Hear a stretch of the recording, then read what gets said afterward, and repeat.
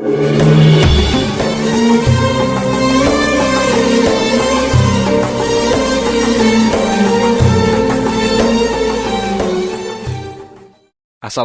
warahmatullahi wabarakatuh. Suatu pagi yang cerah, Abu Nawas sedang bersantai menikmati secangkir teh di teras rumahnya. Tiba-tiba, lewat serombongan prajurit kerajaan dengan seorang komandannya. Melihat Abu Nawas yang sedang bersantai, sang komandan pun berhenti. Ia bermaksud menemui Abu Nawas untuk menanyakan sesuatu. Sang komandan bertanya, "Wahai Tuan, di manakah aku bisa menemukan tempat untuk bersenang-senang di daerah sekitar sini?" Tanya komandan yang rupanya tidak mengetahui jika yang ditanya adalah Abu Nawas. Orang yang cukup terkenal karena kecerdasannya dan kedekatannya dengan Baginda Raja, dan ia juga merupakan penasehat kerajaan pada masa itu.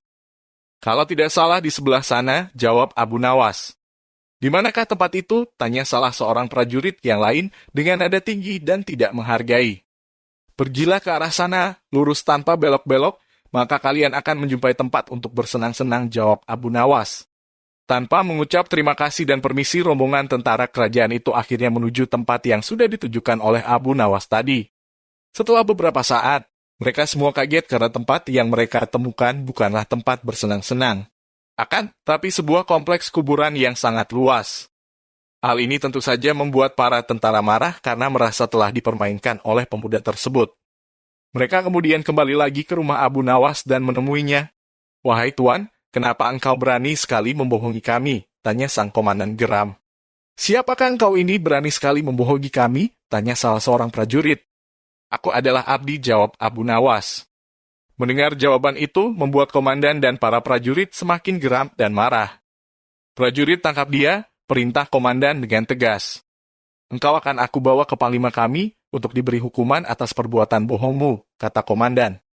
Abu Nawas pun ditangkap dan dihadapkan ke panglima mereka.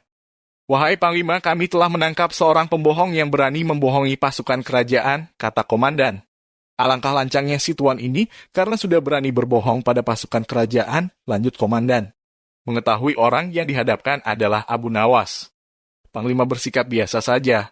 Malah dia bahkan memerintahkan kepada prajurit untuk melepaskan borgol yang ada pada tangan Abu Nawas. Komandan dan para prajurit terkejut dan sangat heran dengan perintah panglima. Setelah itu panglima pun mendekati Abu Nawas berkata, "Tuan Abu, maafkan perbuatan anak buahku di sini ya.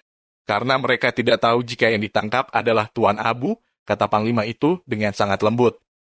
Ternyata mereka berdua memang sudah saling mengenal satu sama lain, karena mereka seringkali bertemu ketika sang khalifah mengundangnya ke istana. Betapa terkejutnya sang komandan dan para prajuritnya saat mendengar permintaan maaf panglimanya. Perasaan sombong dan compak yang tadi menyelimuti mereka seketika berubah menjadi rasa takut. "Wahai Tuan Abu, sebenarnya kebohongan apa yang mereka sangkakan kepadamu?" tanya panglima. "Wahai panglima, mereka memintaku untuk menunjukkan tempat untuk bersenang-senang.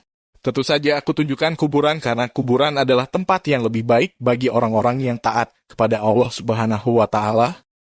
Di sana pula dia akan mendapatkan hidangan yang nikmat dari Allah Subhanahu wa Ta'ala, terbebas dari rasa fitnah, kejahatan manusia dan makhluk lainnya," jawab Abu Nawas dengan tenangnya. Komandan pun segera mendekati Abu Nawas dan berkata, "Maafkan hamba, Tuanku Abu.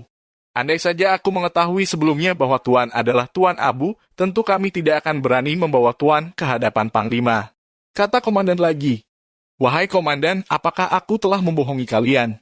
Bukankah aku berkata benar?